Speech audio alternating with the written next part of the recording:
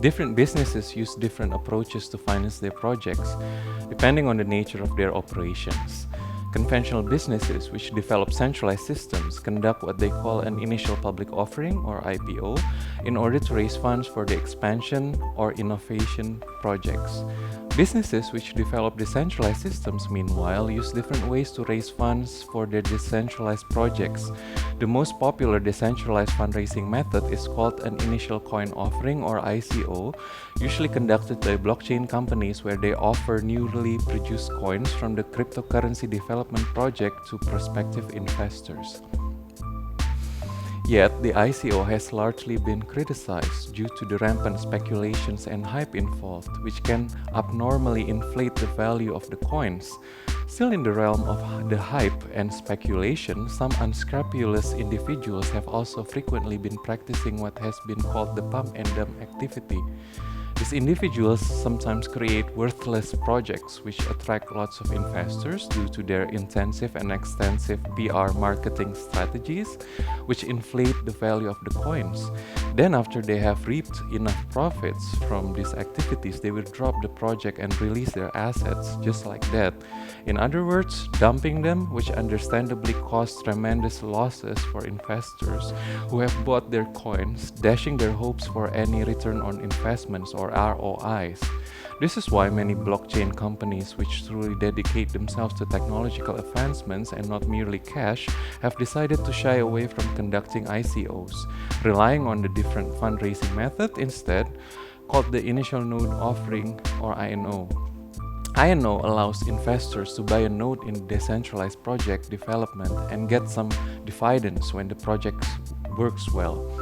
The INO provides investors protection against the nefarious pump and dump practice, allowing them more control in determining the direction of the project, supervising its functionalities. This way, the INO also allows investors who truly care about the evolution of decentralized technology to involve themselves actively in whichever decentralized project they have invested in.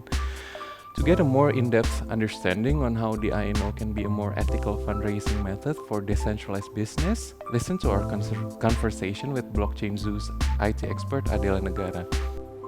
Okay, Adele, so when people say that INO can protect investors from fraudulent practices such as pump and dump, what do they mean by that? So when the investor buy INO in the decentralization project, it means they buy a node. And by doing this, they protect themselves to avoid getting cheated on by the developer. Let's say the developer doesn't deliver the project or abandon the project. So when people say that by taking part in an INO, an investor can actually contribute and participate more actively in the development of the new decentralized system, how can they do that? Well, like what we said earlier, that INO involve people who actively run the network and strengthen the system. So because the investors are also running the nodes, they have something that we call with the front row seat. So this will give the investor more transparency about the project, like how far the process goes. And this is to make sure that they have invested their money to something that will have a value for money in the future. Okay, and tell us a bit about the DecBC INO. So speaking of DecBC INO, if you're buying a Genesis block for DecBC, you'll get something like a small hardware that you can access from anywhere, and this will allow you to have a consistent, decision making in the development process. Let's say you have a more preferable functionality that you want to develop for the project, it will be more prioritized because you have the INO. Oh yeah, you have a node in the project. So why do you think people who are passionate about the evolution of the decentralized system to be better should be involved in an INO? Well, they can work together to improve the security as well as the efficiency. As we know, the currently existing consensus mechanisms have several limitations and weaknesses of the security.